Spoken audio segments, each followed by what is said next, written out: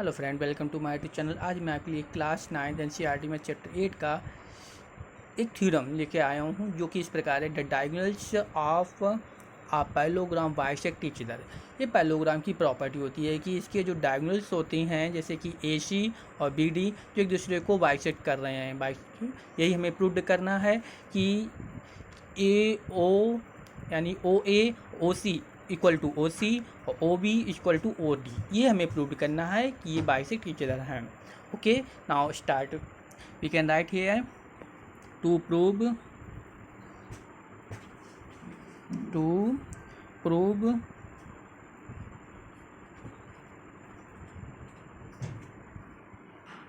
here we can write to prove write it OA equal to OC। Second में करना है OB equal to OD।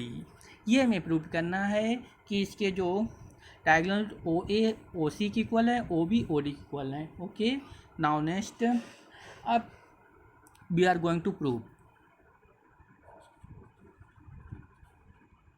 Proof में हम लोग ट्रायंगल लेंगे। कौन कौन से देखिएगा। इन ट्रायंगल AOD एंड अब जब A से स्टार्ट किया तो इसकी सीट में गया C, तो AOD हो गया, तो इसकी सीट में COB। ओके, इस टाइप में हम लोग ट्रायंगल लेंगे। तो we can write here in triangle AOD and triangle COB। अभी समझा रहा हूँ आपको, देखिएगा कि ये AOD लिया और तो इधर COB, देखो AOD और COB, मतलब ये इस साइड में हमने लिए।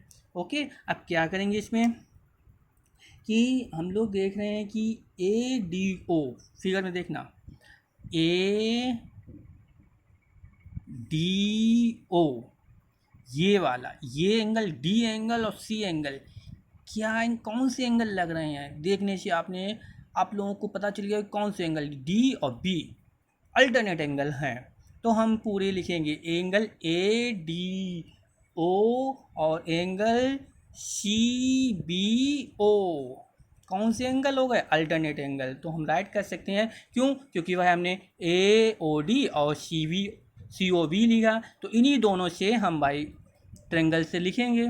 तो we can write here angle ADO equal to angle CBO। और अब इसको हम ऐसे भी लिख सकते हैं नेक्स्ट इसको, क्योंकि मिडिल वाला ही हमारा एंगल होता है, angle D equal to angle B। और ये क्या है देखिएगा फिगर से, angle D angle B opposite side में, और पेयर ऑफ एंगल, मतलब दो एंगल है, pair of angle on opposite side क्या कहलाती हैं, अल्टरनेट एंगल। तो पेयर B और D दो हो गए pair of angle on opposite side, तो क्या हो गए अल्टरनेट एंगल। तो हम यहाँ पर लिख देंगे ब्रैकेट में अल्टरनेट एंगल। ओके, अब इसको अल्टरनेट एंगल हैं तो इसकी जो साइड होंगी पैरेलल होंगी। कौन सी पैरेलल होंगी, तो ध्यान देखिए, मैंने इधर यहाँ एक्स्ट्रा एक अलग से डायग्राम बनाया कि B और D अल्टरनेट एंगल हैं, ठीक है। तो ये ध्यान दीजिए कि अल्टरनेट एंगल बन रही हैं तो इसकी जो साइड होंगी वो हमेशा पैरेलल होती हैं, और इसमें साइड कौन सी हैं, तो BC पैरेलल किसकी हो जाएगी, ये अल्टरनेट एंगल है। देखिए ये वाला था, ये वाला, और ये अल्टरनेट एंगल थे। अब आपको अच्छी तरह समझ में आ रहा होगा, फर्स्ट फिगर अलग से बनाया। तो ये angle B angle D alternate angle हैं, देखिए दिखा।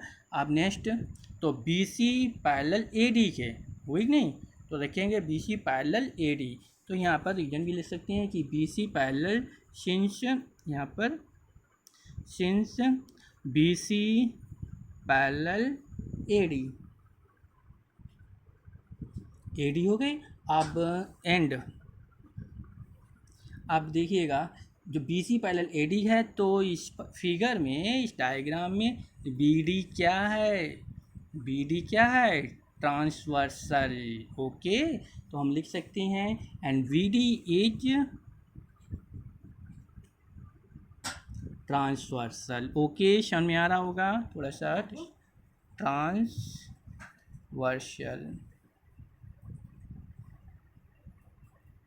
इतना समझ में आया।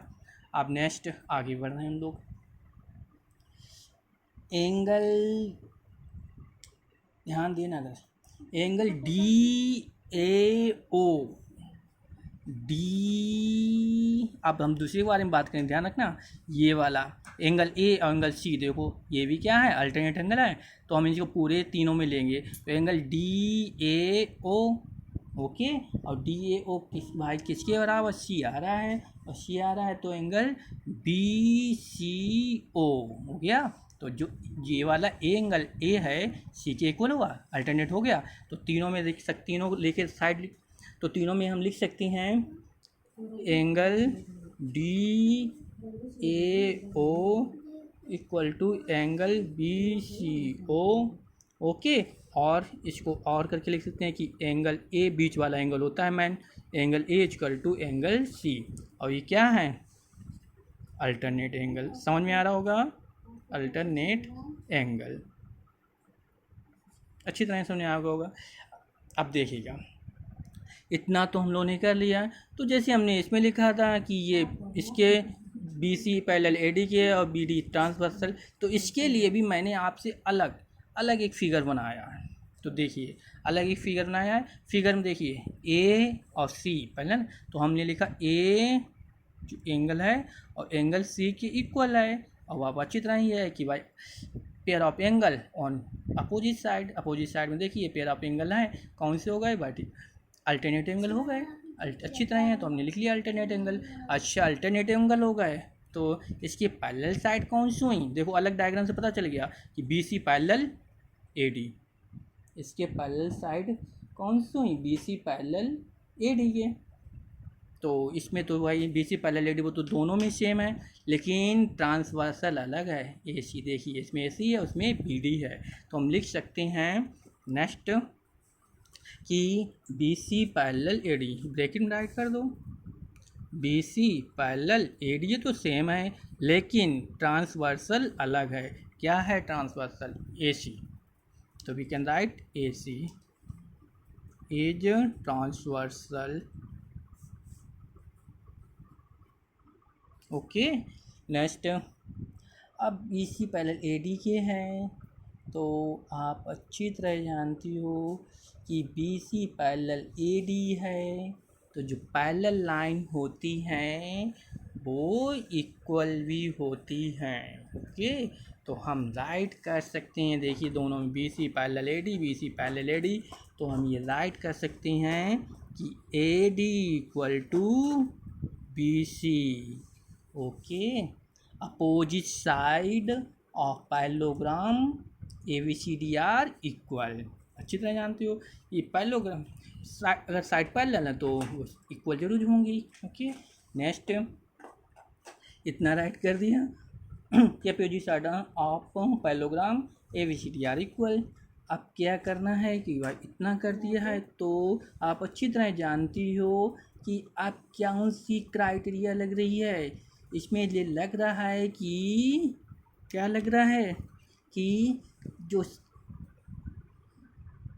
क्राइटेरिया लगेगी उसमें एंगल, साइड एंगल, इसमें कॉन्ग्रुएंसी रूल लग रही है। ओके, अब एंगल, साइड एंगल, इसमें से कहाँ से एंगल और कहाँ से साइड कुछ समझ नहीं आ रहा है, तो आपको समझा रहा हूँ। ये क्या हुआ, एंगल, ये क्या हुआ, एंगल, और ये क्या हुई, साइड। एंगल एंगल साइड भी राइट कर सकते हो, एंगल साइड एंगल भी राइट कर सकते हो।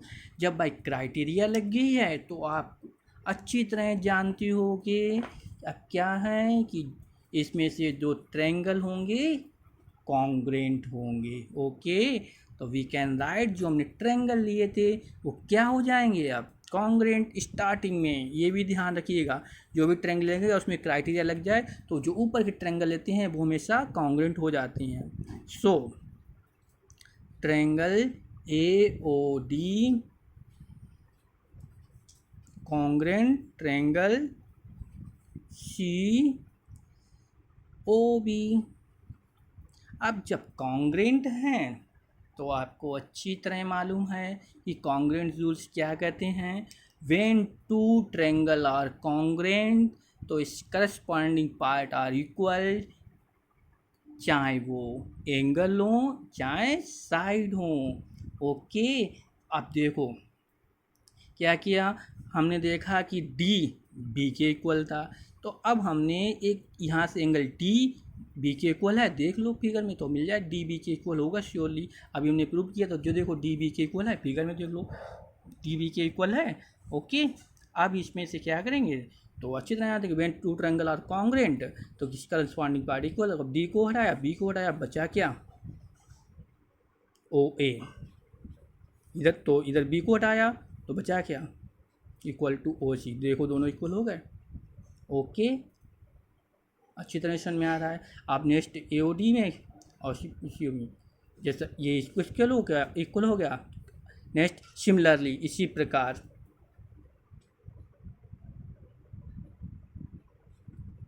ओ बी इक्वल होंगे ओ डी के, यही हमें प्रूव्ड करना था। और ये किसके द्वारा, by C P C T proved. Thank for watching.